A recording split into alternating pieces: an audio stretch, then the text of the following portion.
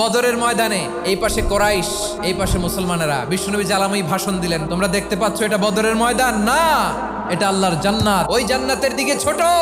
বিশ্বনবীর কথা শোনা মাত্র সাইয়েদনা উমাইর ইবনুল হুমাম বললেন বাখ বাখ, মানে চমৎকার। বিশ্বনবী বললেন মা ইয়াহমিলুকা আলা কওলিকা বাখ বাখ ইয়া উমাইর, আমার এই কথা শুনে তুমি কেন বললা বাখ বাখ? ইয়া রাসূলুল্লাহ, আপনার এই কথা শুনে আমি বড্ড খুশি হয়েছি, আর আমি প্রত্যাশা করছি আমি যদি ওই জান্নাতের মালিক হতে পারি তাহলে কতই না ভালো হতো। সুবহানাল্লাহ বলেন। বিশ্বনবী বললেন উমাইর আনতা মিন আহলিহা, তুমি ওই জান্নাতের অধিবাসী, তুমি জান্নাতি। উমাইর চিন্তা করলেন আমি জান্নাতি, নবীর মুখ দিয়ে যখন বেরোইছে ওই জান্নাতে তো আমার ঢুকতেই হবে, কিন্তু হাতে 3টা খেজুর খেয়ে যদি জিহাদের ময়দানে যাই তাহলে জান্নাতে যেতে তো দেরি হয়ে যাবে।